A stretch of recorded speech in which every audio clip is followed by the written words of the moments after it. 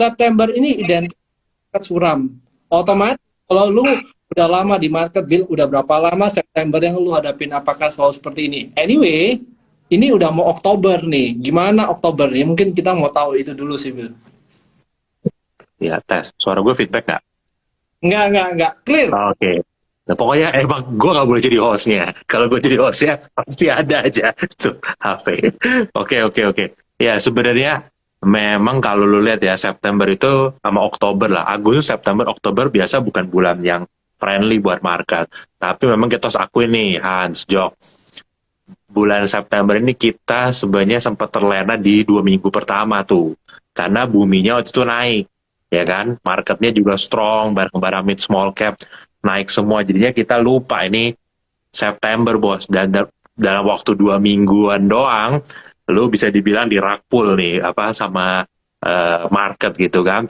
Nah, jadi Panik. memang iya, kalau biasanya September yang jelek-jelek beneran, dari awal udah jelek, gue yakin kita pasti takut for the rest of the month, gitu kan. Tapi karena September yang kali ini diawali dengan sangat, apa, sangat hujan duit lah, gue Ya. bilang ya, itu yang ngebikin lu jadi, apa, agak sedikit, apa, Ah, mungkin terlena ya, akhirnya jadinya, apa, mungkin ya, porto lu pasti mengalami drawdown lah, apa, kalau lu ini, kecuali lu bener-bener sangat jago, lu udah cash mungkin 2,5 minggu yang lalu gitu, nah iya mungkin lu selamat ya gitu dan pindah ke blue chip. Tapi balik lagi, buat orang yang ngumpet di blue chip akhir-akhir ini juga, kayaknya mereka bukan tipe pemain yang small cap nih pas di awal bulan. Jadi ya kalau gue sih di market kayak gini, ya kita hadepin aja lah, Hans Jok, gitu ya, bahwa ya lu nggak bisa menang setiap saat kan, ada waktunya ya lu, ya yang lu menang ya lu balikin dikit lah ke market ya kan,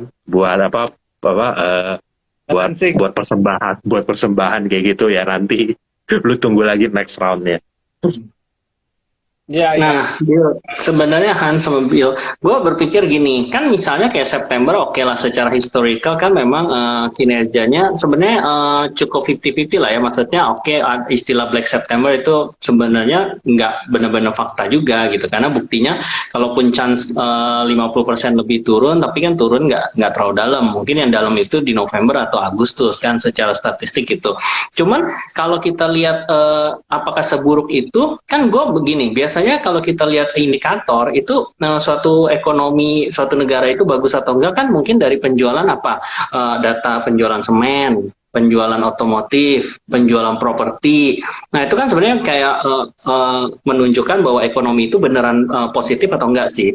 Nah kalau gue lihat-lihat data penjualan otomotif di bulan Agustus itu, sebenarnya dia kalau kita bandingin month on month, dia naik 12% tuh. Jadi udah sampai 96.000 unit dibandingin bulan Julinya kan. Nah, kalau year to date Januari sampai Januari sampai Agustus itu sendiri in total dia sebenarnya hampir naik 20%, 21% kalau dibanding tahun 2021 punya performance. Nah, sebenarnya kan di Agustus ini dianggap lumayan baik nih penjualan otomotif, itu kan trigger kan, kayak berarti oke, daya beli mulai naik, beneran ada. Kebetulan oke, supply juga mulai membaik gitu kan, jadi mobil udah nggak isu-isu chip lagi, berarti kan si automotive maker ini juga menghasilkan duit kan, jalan lagi. Nah yang kayak hal-hal gitu, bahkan sebenarnya kan kita juga mungkin isu BBM tuh ya inilah ya, mungkin orang juga nggak terlalu gimana-gimana, makanya orang come up dengan solusi mobil listrik.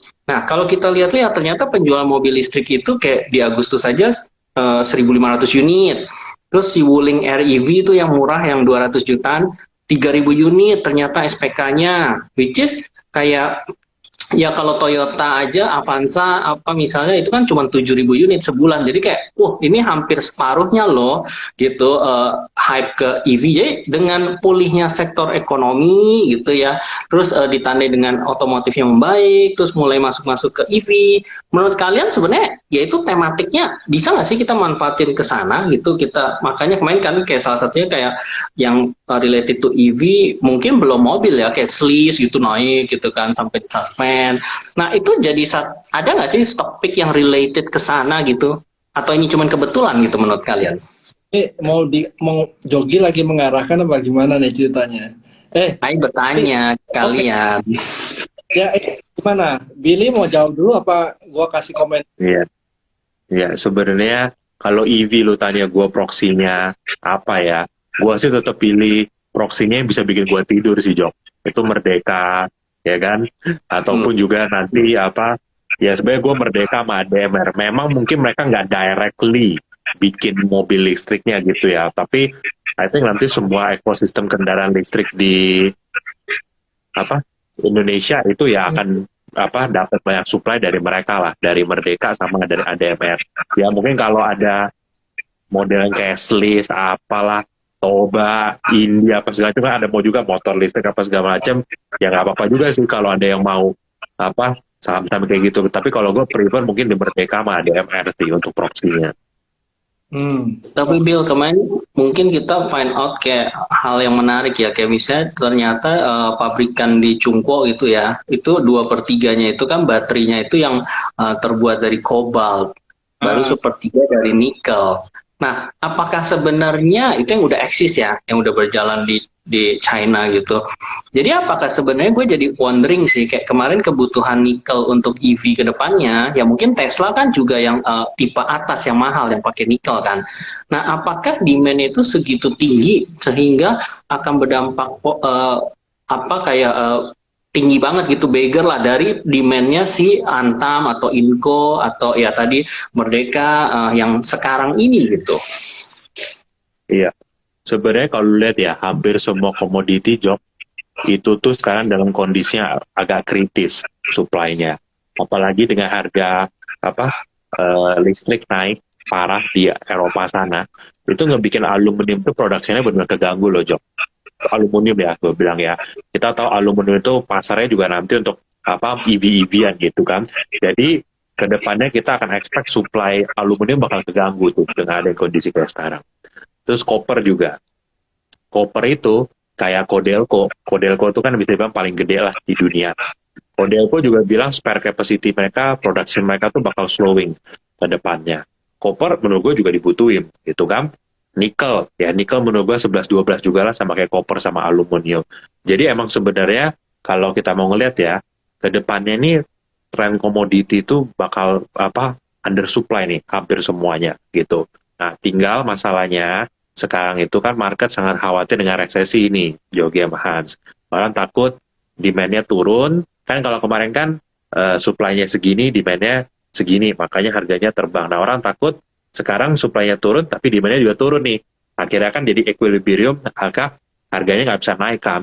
Tapi balik lagi, yang namanya kalaupun ada global recession pun, biasa tuh cepat kan recovery-nya. Kita sendiri, maksudnya selama kita apa lahir deh, ya mungkin di sini kan Jogi Hans apa Jogi nih yang paling tua gitu kan, selama Jogi lahir sampai sekarang gitu ya. Dulu lihat Bohong tuh Jok, banget, saya kan bohongin saudara-saudara kita bohong. market itu biasa turun resesi cuma 1 tahun kok. 98, 99 dari recover. Ya memang meskipun rupiahnya beda ya. 2008, habis itu global recover 2009. Dan seterusnya, termasuk COVID 2020 recover. Jadi yang namanya resesi itu biasa paling setahun gitu kan, habis itu recover. Nah, kalau sampai apa sekarang pemerintah atau bank sentral orang berspekulasi, gua akan turunin demand deh supaya harga turun, supaya inflasi turun kan. Ini sebenarnya tetap ticking bomb sih menurut gua. Kenapa ticking bomb? Karena nanti begitu ekonominya recover, gitu ya, begitu ekonomi recover, supply tetap nggak ada bos. Gitu. Ini kan bukan duit yang bisa dicetak gitu kan. Lagian dengan kondisi resesi kayak gini deh. Misalnya Jogi punya pabrik nikel, Hans punya pabrik koper, gua pabrik aluminium. Harga gas kayak sekarang, terus tahu mau resesi. Lu tahu supply lagi kurang di dunia, tapi kita bertiga mau invest lagi nggak capex untuk yang baru? Ya ngapain? Kita pikir gitu kan. Kita pikir orang dunia mau resesi juga, suku bunga naik kan, kayak gitu kan. Cost kita kan jadi gede kan, kita nggak mau bangun apa-apa. Nah jadi memang benar, harga akan turun sebentar, tapi nanti begitu ekonomi recover, ya eventually demand-nya balik, supply-nya malah lebih parah lagi nih.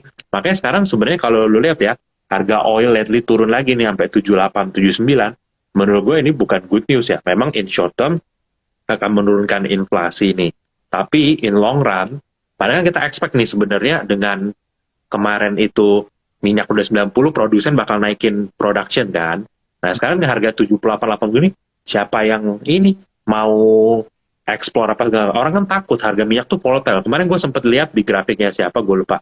Adalah broker asing nulis gitu kan yang globalnya.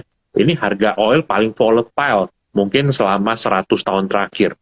Jadi apa pergerakan brand crude oil itu tiap range yang di atas 5% per hari itu ini yang paling banyak selama puluhan tahun terakhir ini. Jadi dengan kondisi oil volatile kayak sekarang, gua rasa orang kayak kita misalnya pengusaha Jok, nggak bakal mau nambah supply di saat harga tuh volatile kan.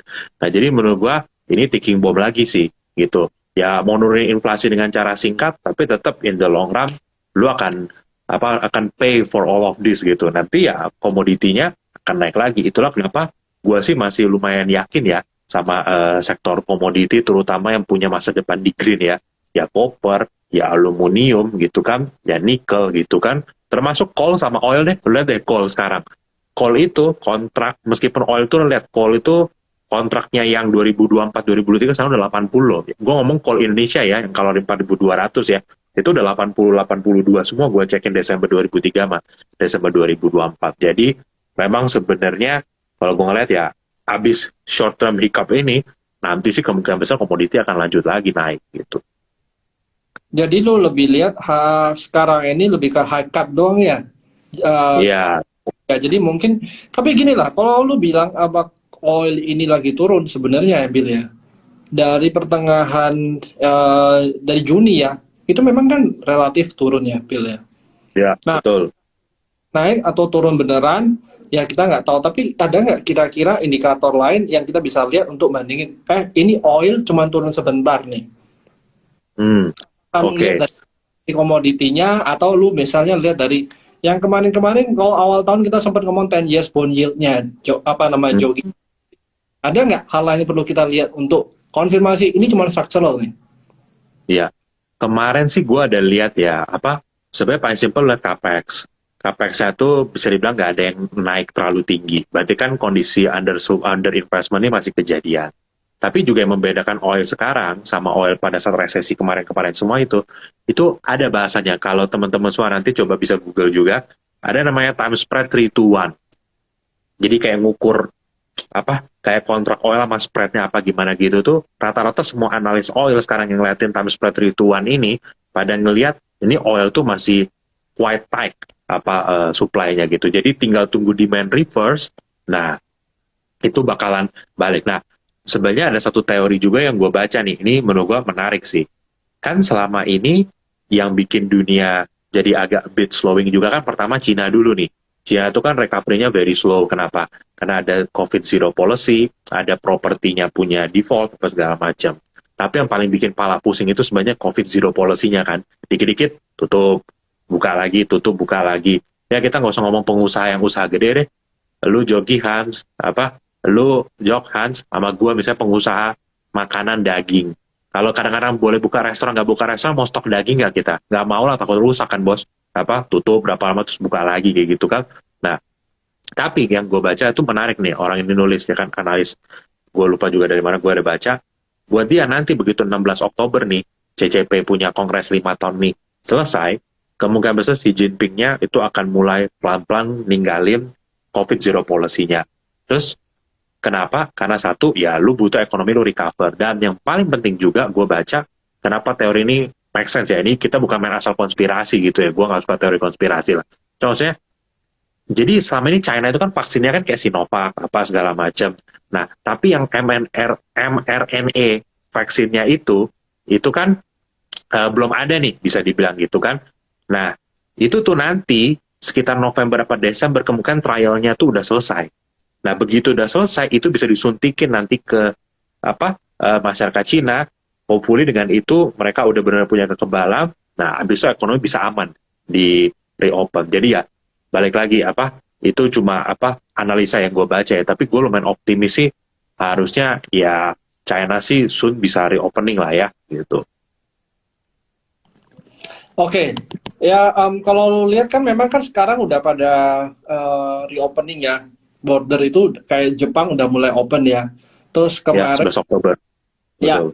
Taiwan ya, basically Taiwan mungkin yang belum ya, Jok ya. Tapi sebenarnya kalau lu lihat ya, dampak apa nomor satu yang paling kerasa waktu kita buka? Mm-mm. Jadi maksudnya Pertanyaannya? apakah kalau mereka buka langsung efeknya kayak perdagangan masih bagus, orang bisa, nah, dia punya neraca devisa lumayan. Kira-kira apa nomor satu yang paling berdampak? Nah, berarti mereka langsung genjot. Ya kalau mereka buka, mereka bisa buka apa di portnya, import lagi semua gitu kan di pelabuhan-pelabuhannya, ya berarti kan barang-barang yang dia ambil dari kita kan mostly ya itu komoditi lagi, balik lagi kan kayak batu baranya, ya bahan baku itu untuk dia production kan, nanti baru ya bahan jadinya dia lempar lagi. Nah sebenarnya kayak salah satunya kalau dia punya barang itu bisa, ya kemarin kepikiran kan bisa masuk ke Amerika lagi, mungkin itu barang yang murahan gitu harganya, akhirnya pelan-pelan bisa bantu menurunkan inflasi di Amerika, salah satunya kan kayak gitu.